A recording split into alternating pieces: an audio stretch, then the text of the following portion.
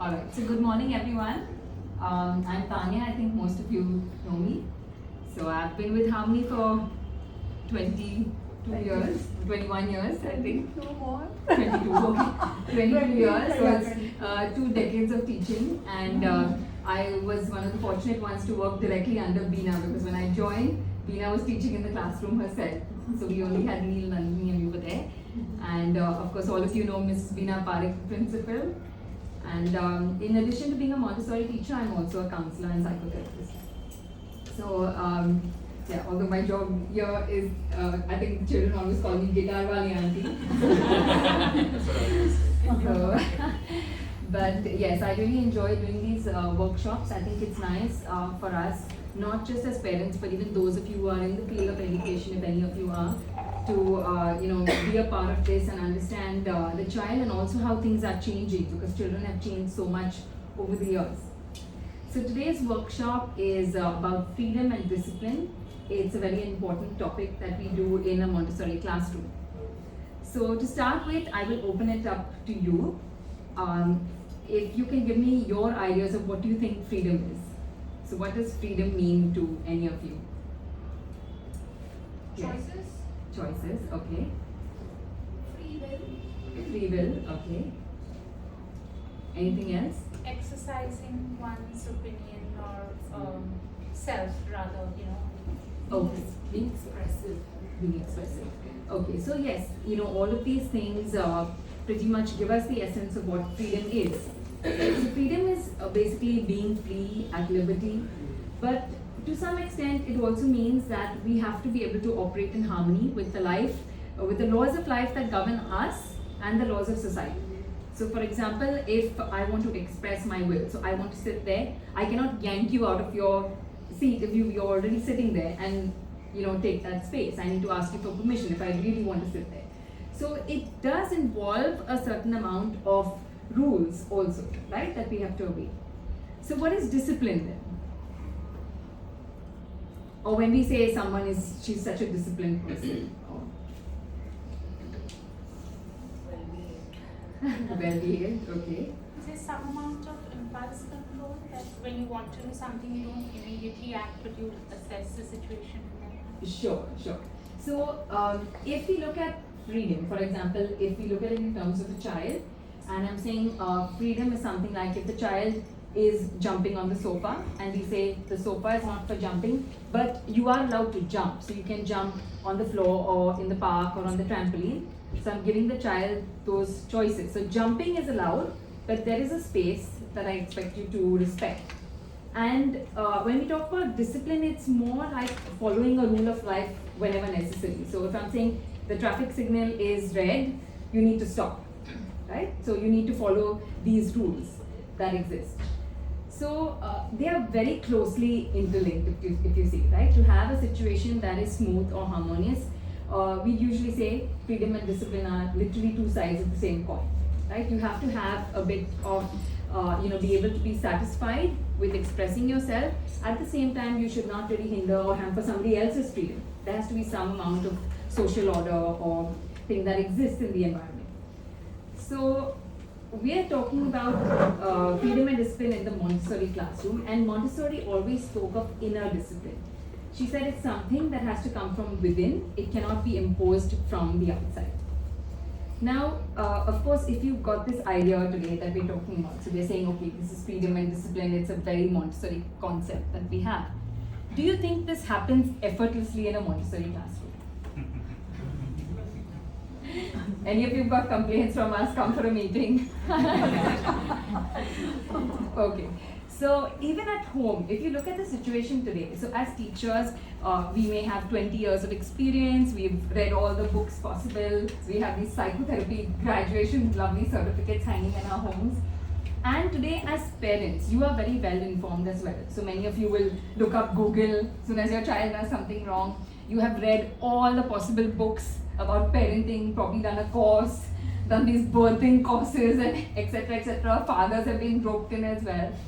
And you will find that there are certain guidelines that have always been very common. Okay, if you talk about modern parenting, okay, or the American parenting that we're trying to follow now. So they will talk about, okay, you must give your child a certain amount of freedom and space. You must never interrupt if the child is deep in concentration and doing some good work. Don't praise, don't criticize, don't punish, don't reward. Then they'll tell you things that you must sort of back off so that the child's personality usually, shines out and you just fade away into the background.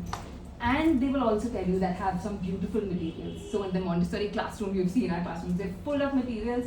And at home, you've researched every possible educational toy and bought this huge play area literally at home for your child. And what happens? Are your children perfect? No. Are they listening? When you say, oh, don't jump on the sofa, you can jump on the floor. Are they even listening to you? Right? Or are they jumping, 10 times more till they fall off and there's an injury and the ice pack comes along, right?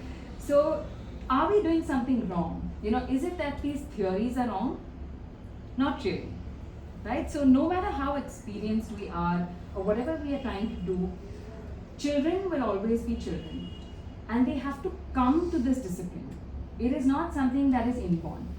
So when you are trying out all these things and going out of your way as a parent to really create that situation that is harmonious and calm at home, you've got everyone in the family roped into this whole thing of being very kind to the child and being gentle about and very politically correct about what you say.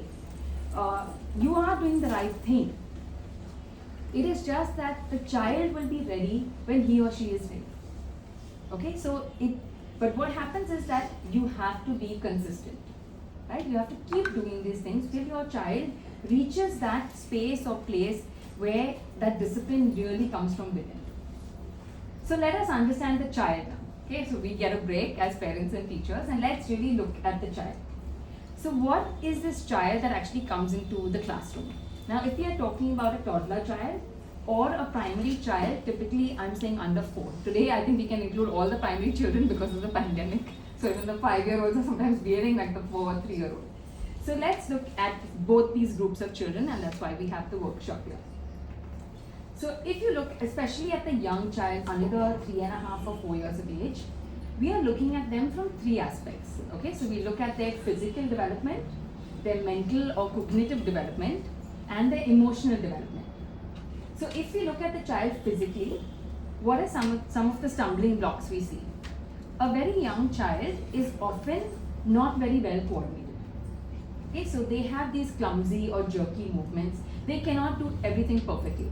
Like at home, you know that in the classroom they are being told to eat by themselves. But does that mean they never make a mess? No. You will see the mess even after they've finished eating, right? Because they are not that well coordinated or that well developed as yet. So in the classroom situation, we have a lot of these spills and accidents that tend to happen.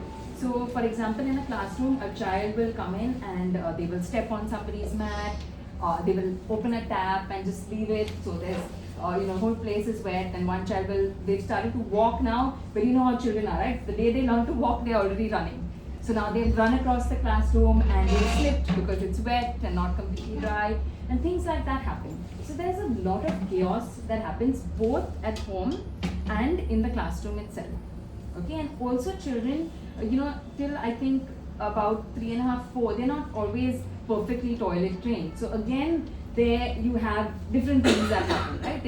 They are sometimes worried about using the washroom in the class, and then that upsets them. So all in all, they are struggling with their motor ability. Now, if you look at them from the cognitive or the mental aspect, as we call it, so here children are struggling mainly with concentration, right? They are not able to concentrate for long periods of time. Of course, even as adults, I think 20 minutes, I will notice half of you yawning, but it is a struggle, right? To develop that sense of concentration where you are really able to focus and do something. So what happens here? When we look at a classroom situation again, the typical scene that we see is children will take out one activity and without putting that back, they will take out something else, they will take out something else, and suddenly an older child will probably tell you, Auntie, I want to do this, and he's not putting it back, and we find that this one child in a matter of like 2 minutes has like 5 activities out. And that's what you see even at home, right? Your children will just pull out things, and then how they can just wipe off stuff from a shelf. They have this, really amazing ability to do that. So this is something that we constantly see. And have you ever tried giving your child a book for coloring? Turn the page, one line, turn the page, right? So they just they can finish a book in a day, right? And that's because they are unable to sometimes sit and focus. They're not at that point where now I want to do this really artistic drawing. It's like my satisfaction is from just doing this thing of making one line on each page. So this is also because they are struggling with their concentration.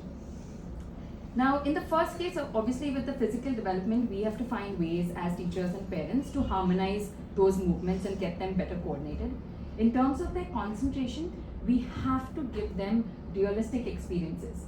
So they have to be grounded in reality, right? The world as is must be appealing to you. You cannot be escaping into the realm of fantasy. When we talk about sometimes, don't give them too much of screen, because most of us, even as adults, use TV as an escape, right? It helps us to escape into another world when we watch a great movie, right? We get away from the situation. But children are trying to adapt to reality. So we have to make realistic situations accessible and interesting for them. You can come in front so that people have space to sit. And if anyone's really uncomfortable, please use the chair if you're struggling to sit down. Now, in the third sense, which is the emotional part of the child, their emotional development. Now, we always say, right, man is a social animal, so they have a natural tendency to want to imitate others, right? Because the best way to adapt to society and culture is when you can imitate. So they try to imitate you as parents, us as teachers, they imitate their friends. But in a true sense, we have to get them to a point where this imitation, makes some sense for them, right? So they have to adapt to society, but they have to have a well-developed will where they can make an intelligent choice for themselves. So I'm not choosing this work because my friend has taken it, but do I really want to do it, right? So that is the space that we're trying to get these children to, where their willpower is developed enough to be able to persist at some activity or to restrain yourself from doing something. Okay, so that is another thing that we are trying to work on, and we are very sensitive as teachers and today as parents for you attending this workshop. You have to be sensitive to the fact that these young children have this need to be gregarious or socialize with others, to copy somebody, and you have to understand that they are young. So by you telling them just don't copy her, the child doesn't really get that, because for them it's their way of socializing also. Okay. So when we are in a situation right now, so whether it's you at home or me in the classroom, and all this is happening, so children are stepping on people's mats, they're pushing each other, they're unable to concentrate, some child has 10 activities outside, and these children are constantly socializing. How do we handle the situation? So for example, I was recently in consciousness, the class on the 7th floor, the primary class, and I was teaching them that song, How Much Is That Doggy at the Window? So a typical situation of this socialization that goes wrong. So we started, and the first line is, how much is that doggy at the window? Bow wow. I never got to the second line because each child decided to try out this bow. Right? So there was bow wow, snarl, woof. So and of course it was started by one 5-year-old, surprisingly, and then the whole class. So it's like a chaotic situation. That's time when that 20 years of experience of that, you get one slap on your face, come down to reality, it's not working. You don't have that perfect class control. And it's surprising how children will always teach you. Like, you think you found a way to handle me? I'll show you that it's okay. Have you ever worked in a toddler class? Ami's not here. So if you worked in a toddler class, it's like you feel like you are this person entering the environment, and your job is simply to kind of constrain them to some extent. And that child is doing everything in their power to restrain you from performing that action, right? So if you say, stop crying, or you hear them 7 floors up. Okay? So it has to, tell them, put this away, or okay, let's put our work back. The puzzle is on the floor. So this is typically how situations happen. And at that point, as an adult, what do? So what is your theory of treatment, as we call it? So do you raise your voice? Do you choose to whisper and talk to a few of the older children and hope that the rest of the class becomes curious that, what is she saying to them, and they keep quiet? Do you ring a bell? I play some chords on the guitar and hope that they'll be calm? The best thing we normally do is get up, go and have a coffee and come. Okay, because sometimes you realize that you just have to let it go. These are children. In that moment, you cannot always have an answer. So when parents keep coming to us and saying, my child is doing this, I tried what you said but it didn't work, you don't always have the answer. We don't always have an answer. Okay? And sometimes you just have to, sort of separate yourself, as long as nobody's killing each other or doing anything dangerous. Yeah, keep that in mind, because they can with our heavy Montessori material. But as long as nothing really dangerous is happening, sometimes the best thing to do is just calm yourself down, back off, because one of you has to be the adult, right? Both of us cannot be throwing a tantrum at that time. So this is something that we need to figure out for ourselves. And as a teacher, what we need to do at this time is observe. So while this is happening in a classroom, as a trained teacher, that's where the experience comes in, or you as an adult who's read the right books will come in, because you can observe your child's reaction in a situation like that. So were they influenced by somebody else? Did they really want to do it? Did they just go along with the crowd? What is their reaction? And accordingly, you have to realize that, okay, what do I need to work on now with my child? So basically, it will be all these three things: working on their coordination, their concentration, and their emotion and their willpower, right? Because I have to be able to persist eventually at an activity for that discipline to happen, or restrain myself from doing. So in that group, am I saying that, okay, I've had a good laugh now for a minute, but now let me calm down so that the class continues, right? So that's where you want your child to get, to reach that stage. We don't want them to stop having fun, and then have fun with their kids. So what are these activities that we do initially, right? We call them preparatory activities.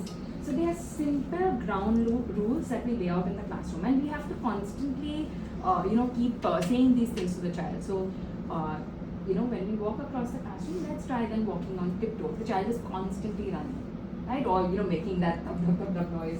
So we tell them that, okay, just try and walk on tiptoe, or be mindful of the others around you.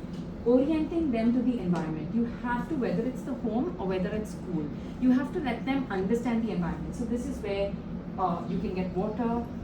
If you spill something, this is where the mop is kept. You can try and do it yourself.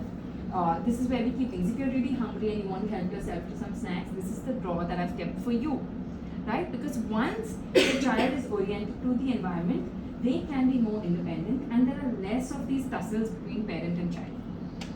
Okay, so things like that, or just small instructions that we give them to help them get better control of themselves, or to work on themselves.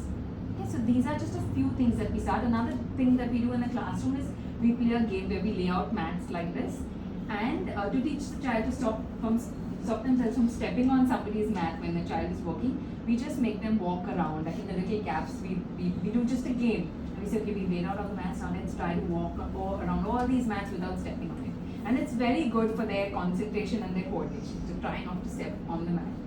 So small things like this to just help them be more mindful of themselves and others in the environment. Now again, when we've worked on all these things, these are just basic things that we work on. Has that discipline happened? No. What we see is a kind of fragile discipline, where now a child may take an activity, but it may not be really coming from that pure space or choice. So they might still see a friend working with something and they'll take something out, but they will be fairly concentrated and they'll put it away. So we get what we call this fragile discipline. But as parents and as teachers, we want them to get to this point where they really achieve that inner discipline and when they make those intelligent choices for themselves. So now the best way that we do it in the classroom is to really give them many presentations, and presentations that we really give them are the presentations in the practical life activities. So they start from the toddlers and they continue into the primary and secondary. And these presentations, the advantage of a Montessori school is that the presentation is offered one-on-one. We have individual presentations. So we say that was Montessori's idea. She said that with these young children, a presentation has to be offered to the depths of the child's soul. So I have to understand this individual child when I'm giving them that presentation. What is this child's personality? Why am I choosing him? What are the words I'm using when I'm offering him that presentation? Right? Because every child is different. And that is, I think, the key where sometimes in regular systems where it gets lost. Because even for young children, it's always one group, right? So I'm a teacher teaching 50 children or 20 children in the classroom. So I'm treating them all as one human being. I'm not accessing the child's individual personality. But when we give them these individual presentations, we really see them slowly develop and blossom. And that is something beautiful that happens. Because if we try to understand what is the highest level of discipline, the highest level of discipline is really free choice. I think some of you said choices when we talked about freedom and discipline. That is the highest level of discipline. Can I make a choice that is really coming from within? And is that choice something that is not hampering anyone else, but it's something that I really believe in? It's sitting with my beliefs or my ideology, and I'm able to make that choice. So for a child, we see it when they are around 5 years of age. They will choose work that they really need. A child may hate math. They know that they are not that good in it. But they know that I've worked on so many other areas in my life that this is what I need to do. And they will still pick up that activity, knowing that it will take them time. And even as adults, most of us never really reach that, right? So many of us, we say that when we haven't reached this level of discipline, we are often just floating. That it's like that bee that keeps moving from one flower to the other without finding that one flower where they can just suck out the nectar. So they're just hopping from one space to another, right? So even as adults, it's like, we might say, oh, everyone's buying this bag, so I want to buy this bag. Can I afford it? Do I really need it? If I'm buying it to improve my self-esteem, should I just go for a course and improve my self-esteem? No, right? I'd rather just pay 50,000 and buy the bag, right? So we are saying that do we always look within, right? It's a very, very difficult thing to reach that space. And today we have seen many of the Montessori children get there, okay? And they have gotten there because there is so much about that inner development that they have. Today we are doing this beautiful, for the older children, we have this ATB course that happens for the children, awareness through the body, so for the primary children. And it is unbelievable. Yesterday I for the first time met the teacher who's doing the course, and I was reading up about what they actually do there. And I was amazed to find that somebody like Maria Montessori actually thought of these concepts, in her time. She realized that how important it is for us to be in touch with ourselves, because everything stems from there. So let us see how we in a Montessori classroom really work on this inner discipline of getting them to that space. So if we are working on, I have so many points that I want to share with you. Okay. So they have an activity in the primary classroom, and even the toddlers have something similar in their activities, but not as a specific activity. So this is pouring, simply a pouring activity. You have a jug that is filled with water, and we have 2 cups, okay? And in this activity, we have a marking. So basically with nail polish or something, we've just got a line that is marked. So the child knows that they have to pour up to that level. So when a child is working with this activity and they have to pour, they will hold the jug very carefully.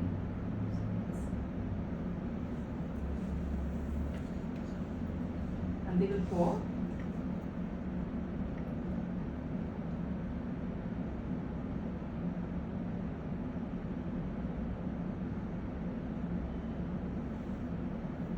And they will place them. That is simply the kind of presentation that we would give a child. Now what happens to a child who's working with something like this? It may be very simple.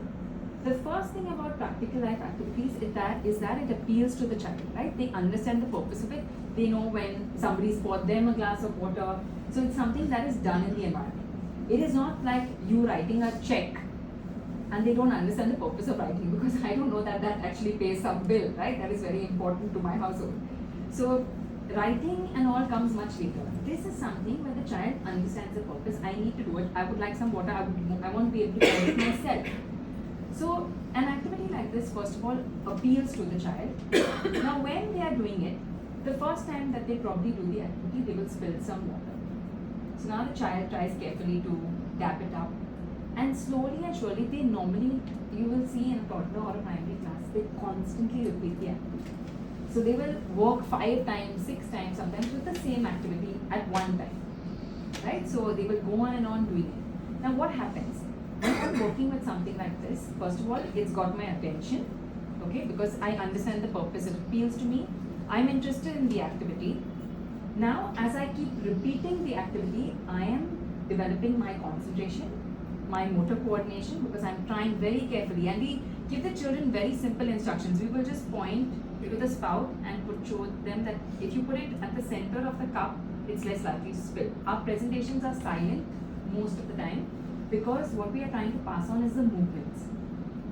So we don't really talk too much when we are presenting. It's normally quite silent. Just a few words are actually said when we do a presentation like this. But the child then constantly works on themselves. And now the child has to exercise that willpower to keep persisting. It will spill many times and have to clean up and then do it again and do it again. And when they do that, there is this moment where we say that collaboration of the mind, the body, and that willpower comes together. And that is the moment when you see the child is so silent and they're just working. And it's beautiful to watch. We see it every year in the classrooms, in every classroom. There are children getting to this point. And when they are at that point, Montessori called it, she said they are like a saint in solitude. It's like somebody who has detached themselves from the world, and when they come back, they are so powerful, they are so in control. So it is like if you say Buddha moved away to attain nirvana, or Christ went to the desert and resisted all temptation and then came back. And that's when they came back after this testing, is when we saw their most powerful work, right? So that is the time. She said you have to let the child get to that phase. So you will have to deal with that practice of them spilling or doing things. And in this time, we have to constantly be mindful, not to sort of, really throw our personality into that whole situation. So what we need to do is, it's very easy. Sometimes it's not that we are, as parents, we all know that we shouldn't criticize the child, and we don't want to do that. But what we also make the mistake is constantly praising them. So now you see this child doing some beautiful work, and it's like me as a teacher saying, Bina, come watch this. See the child saying, oh, Hari, you're doing this, let me call daddy also. Or the worst, Instagram picture. Right? Today's modern parenting, we all guilty of it at some point. So that moment where the child is now like this saint in solitude, and you as a parent have come with your phone and saying, let me take that picture, right? And you just killed it there and then, right? Because now, what happens to the child? Teacher, Yes? I have a question on We'll ask at the end, yeah? And then we'll take questions. So when this happens, right? Now the child is in that space where they are deeply concentrated. It is almost spiritual, where they are in this space now where my mind, my body, my will is all working in coordination. And you have come and taken that picture only because you really appreciate the child, right? So you come and you take this picture. I have to capture this moment. But what does it say to the child? Now, from that judgment where I can judge myself and perfection and confidence has to come from within, you have made it external. That mama or daddy is going to tell you when you are perfect. I have said you are good, and that's why you are good now. Right? So now the next time the child does an activity, they'll be like, Mama, are you taking my picture? Or is this good enough? Right? So what we try to achieve, that inner discipline, that inner confidence, right? We always talk about it later, self-worth, self-confidence. We want that our children to get there. But we have often, in a very unknowing or unconscious way, killed that at every moment of their development. Right? Because we want to just be there. We want, like, our personality is almost overbearing, and the child's personality is not allowed to come out. So this is something that we need to stop. He or she must grow while I diminish. As a teacher, as a parent, I have to diminish, I have to take a back seat. And that is also real freedom, right? In the animal kingdom, if you see animals, they will teach their children to hunt, to bathe, to whatever, protect themselves from danger, and then they leave. But we as parents, as humans, right, we are constantly there. You've learned this, my child is the best, he's the smartest, but I have to find him the wife. Right? Because he's an MBA, he's a CA, he's whatever, but he's not capable. How can he choose, right? I am the judge of all that. Right? We've seen it. We see it so often, right? Why? Why don't we trust them?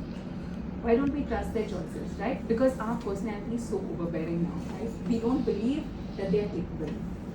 You know, and we all make this mistake. So recently, I made this mistake. My son was eating, and the first thing he did was put a cushion on the chair. So, and I'm finicky about cleanliness. So that, you know, itself was like, now that cushion is going to get dirty when he eats because he's 3.5-year-old who's spilling and he's a very active little boy. And I could see my mother scowling at me, because the grandparents always correct you and show you that you don't know anything. So my mother said, stop, don't say anything. She's telling me, don't say anything. Look at him, he's so thin. His bum probably hurts when he sits on the chair. Just let him put the cushion, right? So grandmothers never think their children are healthy. So obviously that was my first correction, that, you know, don't open your mouth. He finished eating, and like a good Montessori child, he took the napkin and was trying to boil. And my mom can see me looking like, because obviously he's had good roti, which the grandmother has prepared, so you know how generous they are with the ghee, right? So the stains are now all over the table. And my mom is telling me, she said, don't say anything to him. If he's wiping it, leave it. Don't even clean it up in front of him. Right? Because obviously if I had done that, after he's cleaned up, if I go and try to, you know, and she very sweetly told me, she said, Dylan, have your shirts clean now? And he said, yes, and he put it away. My mom said, wait till he sleeps, then you go and attack that table. Right? Because it is so easy for us. It doesn't matter how much training you have. Right? As a parent, we are just always in this stressful world trying to enforce our personality. It has to be done our way. So it is tough. I know it is difficult, but we have to learn to control that impulse of ours. Right? So what happens? Let's now get to another point, which is obedience. I never put it in the workshop notice because I said we won't have space, right? How do I get my child to obey? Right? So what is this obedience, right? We talk about. So have any of you said that to yourselves? What he does? He's so disobedient. She's so disobedient. How do I get my child to obey? Okay, very good parents. Yeah, we can give them education to elementary. Okay. So it's a very classic thing, especially within parents' parenting, right? Where they said, disobedient child. I remember my father, I came from a typical Catholic family. My father would say, the 10 commandments say you must honor your father and mother, not love, honor. So, you know, we've always been brought up with a lot of these rules, right? So when we are talking about obedience, we are basically saying that I want you to follow my will, right? So I have a belief or an ideology, and I'm saying, if I'm telling you right now that I want you to sit still, I'm saying you have to break your will to follow me, right? If it's not coming from within, then I'm saying you have to stop all those impulses and now follow me. And we love to sometimes say that, yeah, I want an obedient child. But if you think of a situation like a bad situation, like maybe Hitler, right? So now you have a dictator saying that I want you to kill all the Jews. Do you want your child at that point of time to exercise their willpower and say, no, I don't want to do this, this is wrong, right? Or if they are bullying someone, or if they're doing drugs as a teenager, right? So are we training them that you cannot have a will? When we expect them to obey, are we actually teaching them in some sense that you're not allowed to express yourself because you have to learn to follow my ideology or my rule? And if we see, even obedience works at 3 levels. So at the first level of obedience is when a child cannot really obey. Okay, so when we talk about these young children who lack the coordination, the concentration, and that emotional willpower, it is very difficult for them to obey an instruction. It is not coming, we sometimes think that it's coming out of their will. Purposely, whenever I tell her to put things away, she'll throw. Right? It's not that they're doing it purposely. There's no intention actually behind that. It's just that they are not developed as yet. They don't have the ability to master that kind of control or to restrain themselves. So they're really finding it tough. Right? And because parents are like, this disobedient child, right? Or your blood boils. My gosh, I've been gritting my teeth, I think I'll lose my teeth someday. So, you know, and it happens with all of us. It doesn't matter, as I said, how trained you are. There will always be that situation where the child knows exactly how to hurt you, right? So at this point of time, you have to understand that the child under that 3.5, 4 does not have the ability. So they will maybe sometimes obey, but most of the time they won't really follow through with that action. Now at a second level, and if we talk about this first level, it happens even with adults. So if you are saying that they have to have this willpower developed, now as adults, do we all believe that we have a fairly decent amount of willpower. Yes, very decent. Okay. So what happens? This is something that happened to me last year at the concert rehearsal. Okay, now I'm a grown adult. I've done all these wonderful courses. I'm a Montessori teacher. I have all the training in the book, right? But I was at the concert rehearsal, and for the first time, we were having the concert at St. Andrew's Auditorium, right? So we've always been having it either in the class or at Rotary Club. And I'm very used to Rotary as a setup because it's very bright, the lights are always on. Now we have gone to Andrews and it's dark. The stage is dark. I'm obviously aging, so my eyesight is not that great. I could barely see those papers and music sheets. There are these lights flashing, children are going berserk because on a big stage, it's like, it's a rehearsal first time, they're going crazy. And we had the concert towards the end of the year. So now it's really hot outside and I'm 1 month in t-shirt because it's like rehearsal, no parents, nothing. And jeans, and I was freezing. So I was frozen. Now I have to pay for 6 or 7 classes that obviously come, and I'm sitting there. Andrews is very strict about not allowing water other than in the green room. So I have not drunk water, I'm dehydrated. And I realized I'm making a whole lot of mistakes while playing. Luckily it was a rehearsal. Now does this mean that even as an adult that I didn't have the willpower, that I didn't want to do a good concert? No. It's obvious there is always that time where even no matter how trained we are, we lack that surety or that skill of a seasoned performer, right? Whether it's at our work or at any space. There will be some, you've not taken into account the surroundings, right? So you are well prepared, but I didn't take into account, yeah, this is a different space, I might feel cold, I should carry a jacket, I should carry some water, taking some glucose, etc. And so you still mess up. And that's what happens with a child, right? They are not even that coordinated, they haven't got this will, and they are messing up. So how can we judge them, right? When we ourselves fail so many times. We are not perfectionists. And that is that first level. Now at the second level of obedience, the child can literally always obey. Okay, so they can obey you, but maybe they're not at that perfect stage. So when I come into a classroom for singing, the children will come in and sit. But it's not that they are at that level where they've anticipated. I can lead the time, I know she's going to walk in, so I will clear all my other activities. So when I come to class, Auntie, wait for me, yeah, I'm also coming. I'm just giving my work away, wait for me, don't start the song. Right? So that's how it is. Because they want to sit and they really have the capabilities to sit through that 20 minutes or 25 minutes of singing.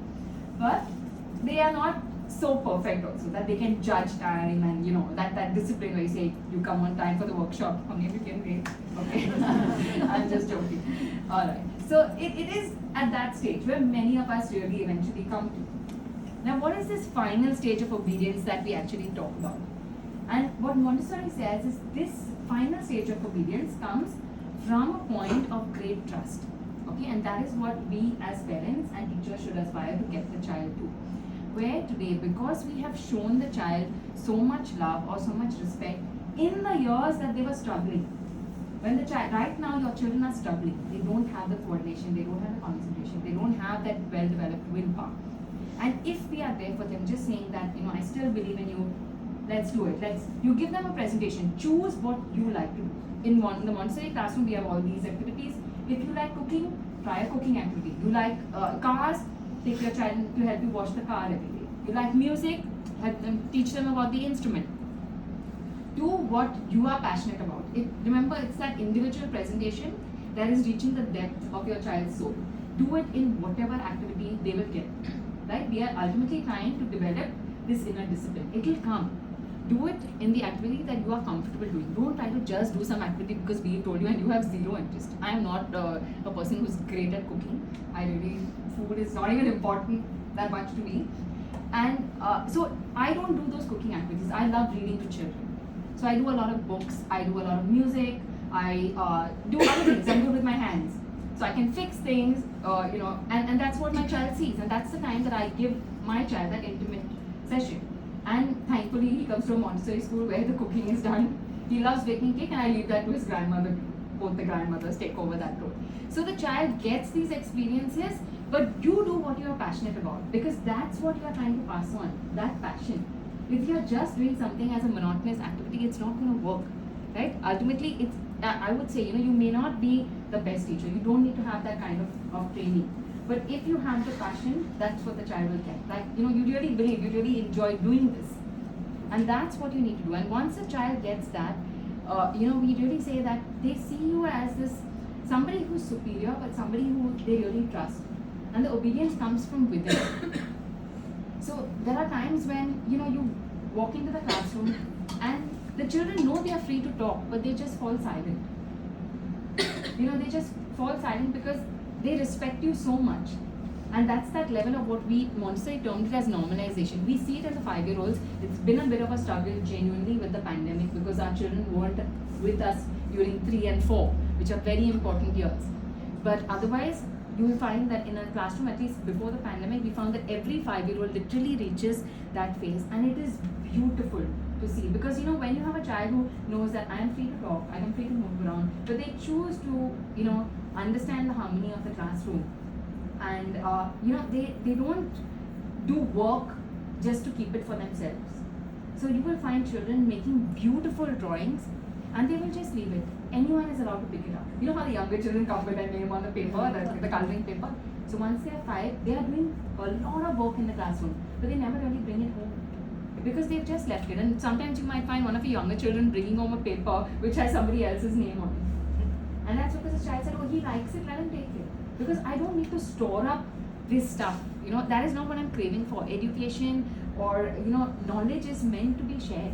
I'm not worried. I'm not losing out if I share that knowledge with somebody, right? In regular schools, you're very competitive, right? Don't share your notes, otherwise you get 1 mark more than you, right? But in a Montessori classroom, everybody, when they reach that level, it's like if I'm succeeding, I want the whole of humanity to succeed. And we've seen beautiful examples of this. I remember once in the primary classroom, when I used to teach at Neer Nandini, this is like almost 10-15 years ago, and we were doing the I Spy game. And typically when children come, we never had toddlers at that time, but when we used to do, so children would come in even as young as 2 sometimes into the primary class. And when we do the I Spy game, we have objects laid out, and then we tell the child, okay, I spy something, we find it lies, something on the table that starts with K. So the child says, cup. So what's the first sound you hear when I say cup? K. And then slowly we get them to say all the sounds. Now when the youngest children come into the class, so like the toddlers who come in, they're just learning, right? So when we say that what's the first sound you hear when I say cup, they will not answer. And then we just say that the first sound you hear when I say cup is K. And we move on to the next child. Now there was one day we were doing this activity every day. We do the I Spy in a primary classroom, and there was this one child who never ever answered, right? Because she was young and not ready. And suddenly one day, I still remember, the object was pig, and she suddenly one day said "P," and the whole group of them sitting around, even the ones who were not sitting for I Spy and were sitting and doing some other work, they all looked up. They were like, "Mali, she said P." She said P. They started clapping. She said P. She said P. And it was like this whole celebration that happened in the classroom. And the thing is that that's what happens with Montessori children. When you remove that competition, they really want everyone to succeed.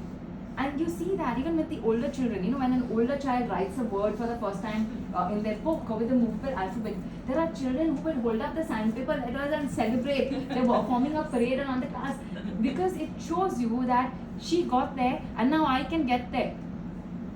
It's not I will never get there. Because she's got there, I know now that I can also reach that point. And that is the beauty of being in a space like this. It is really spiritual. That's why we're doing this for 20 years. It's beautiful to be in that space and watch what happens. And to show you this level of obedience, I'm going to play a game. I've done this before for this workshop when we've actually had physical workshops. So many of you maybe new parents. It's called the silence activity that we do. So it is a game or an activity that we do with children who are normally 3.5 plus, because the child has to have gained a certain amount of control to be able to do this activity. Remember that this activity, even though it's called the silence activity, is not a means of obtaining silence. We never do it when the class is chaotic. We wait for children to actually be calm before we can carry out this activity. So I'm going to do it with you all today. So I just need you to be comfortable wherever you're sitting. You don't need to get up or do anything. Alright. So we're going to start and we'll do it just the way children do it in the classroom. Right? So there is something that I want to do with you today. But in order to have great experience, I need each of you to cooperate. So are you with me? Are each of you going to cooperate? Yes. Yes? We are all doing freedom. Okay. So firstly, I want you to each be very comfortable in the position that you are sitting on the floor. So if any of you are very uncomfortable and need to stretch your legs or loosen up, just do that before we start. Alright. So now that we are seated on the floor very comfortably, the first thing I'm going to ask you is to keep your feet very still.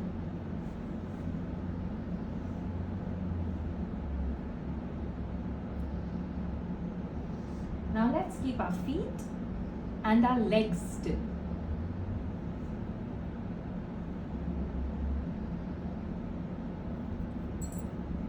We're going to keep our feet, our legs and our knees still.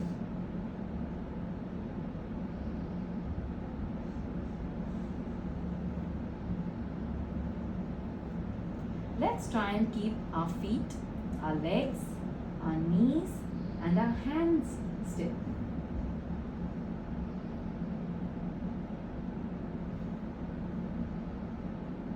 We're now going to keep our feet, our legs, our knees, hands and arms still.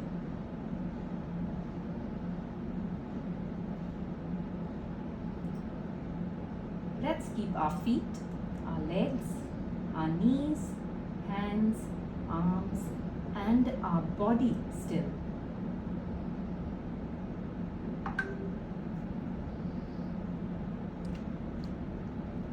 Now keep your feet, legs, knees, hands, arms, body and your head still.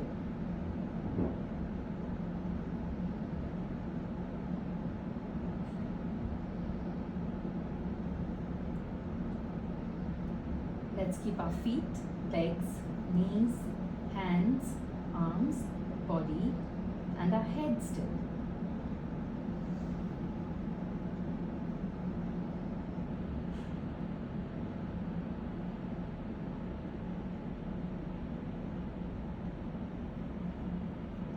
Keep your feet, your legs, your knees, your hands, arms, body, head and your lips still.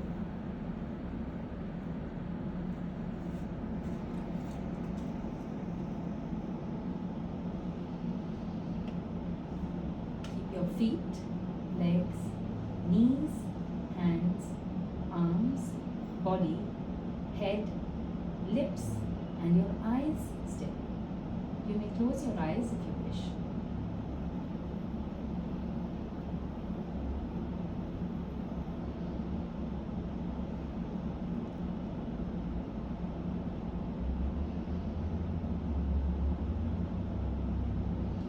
And now that we have achieved this silence, I'm going to call out your names one by one, and the child whose name I call out will come and sit next to you.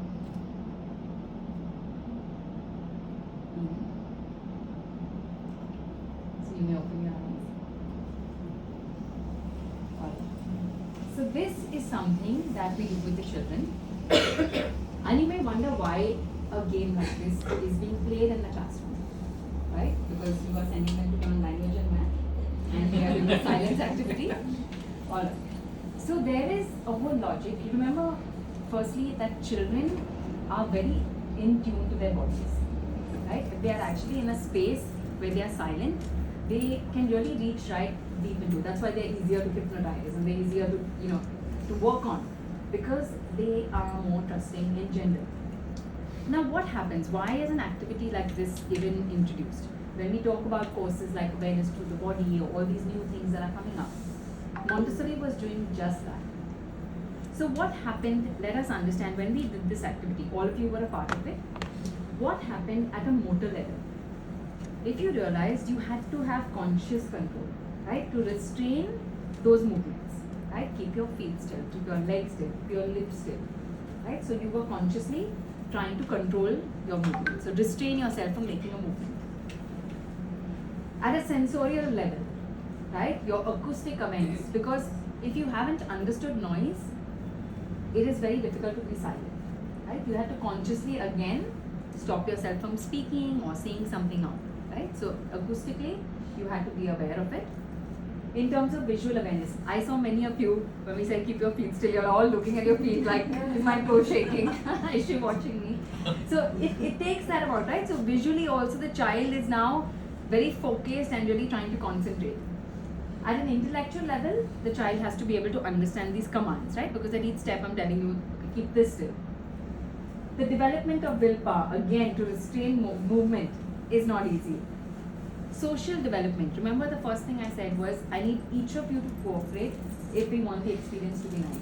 So now, when the children do it, they know, and it's hard. It's really hard for them to keep still sometimes, and we do it very slowly. So right now we were just racing through it, but it's like keep your feet still, and then after like a minute or two, we are saying keep your hands still, and this so and so.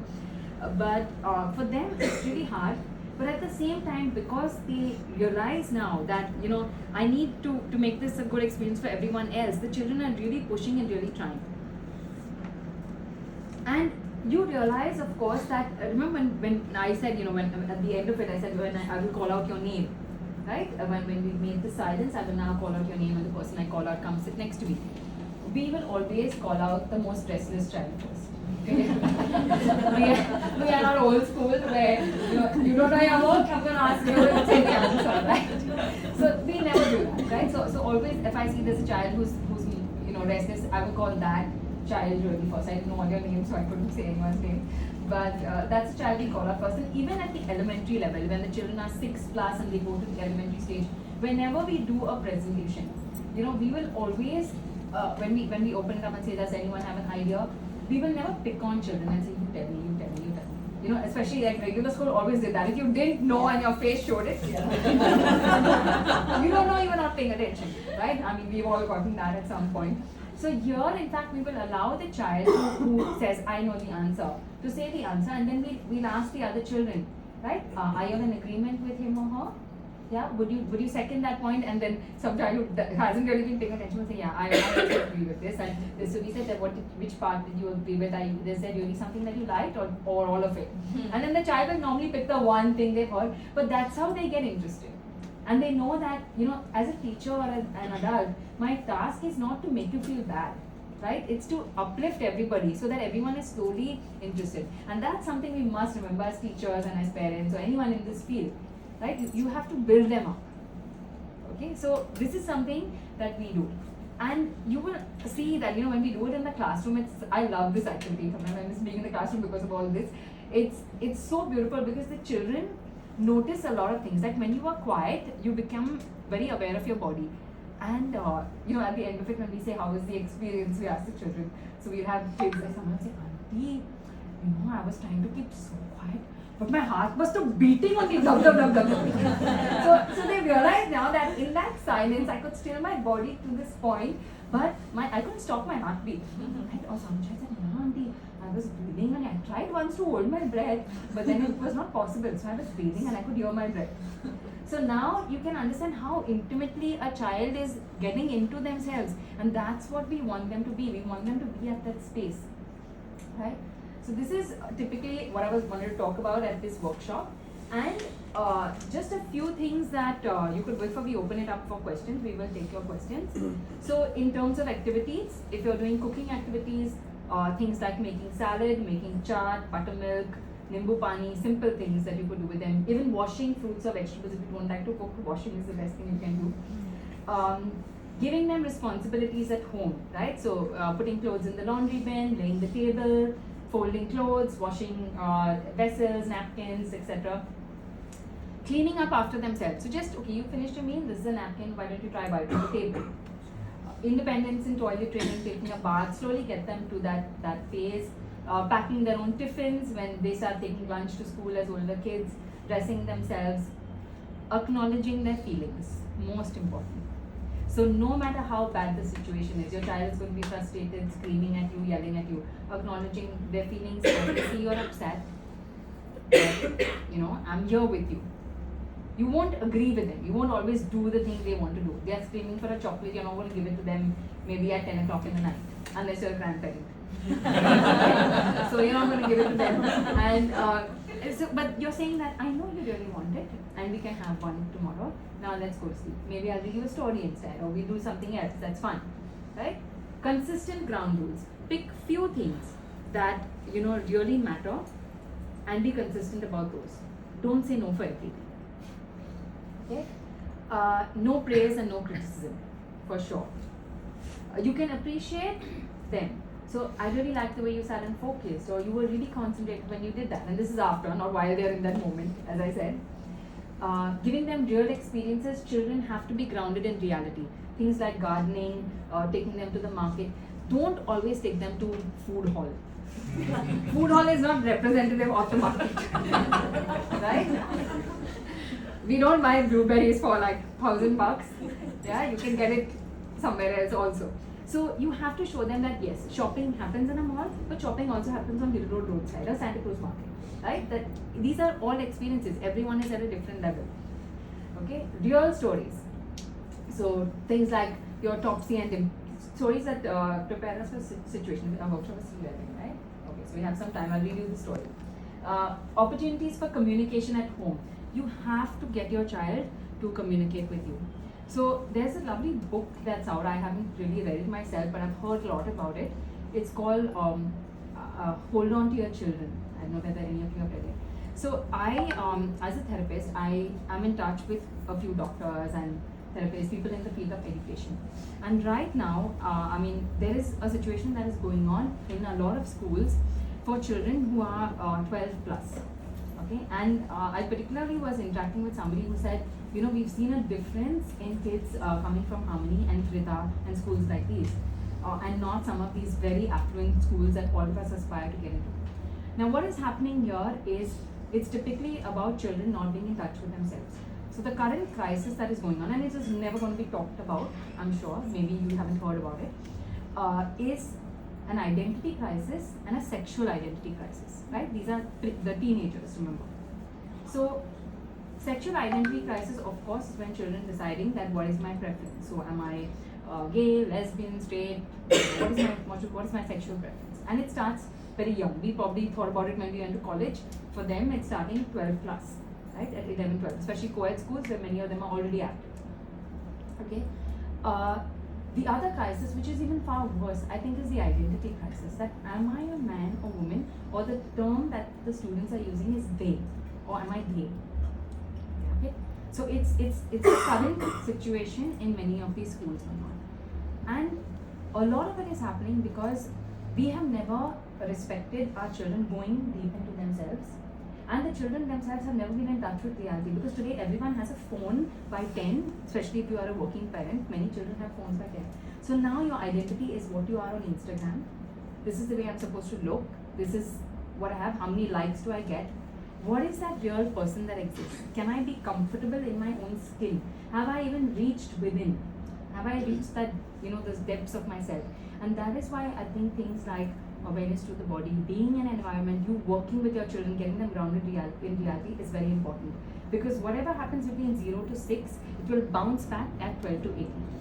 Okay, that is a phase that repeats itself. Right? So a child who has struggled with oral issues between 0 to 6 will probably be the one that takes up smoking. Okay? Everyone might try it, but the ones who eventually feel the need to do it, yes. So these are things that bounce back. And you have to, when we say hold on to your children, we don't mean that you confine them and don't let them have an opinion. It is about them being at that space where all of us realize, right, that once we went into college, the peers become more important than the parents. If you want to try out something, you will ask your friends, right? You will never tell your parents you're going probably for your first date, but you will tell your friend. Your best friend knows everything about it, right? And at that point, yes, every child will do that. Okay, you have to give them that space. But when they are in a situation where they are really at that crossroad, where they don't know what to do, which path to take, if you have developed a relationship with your child during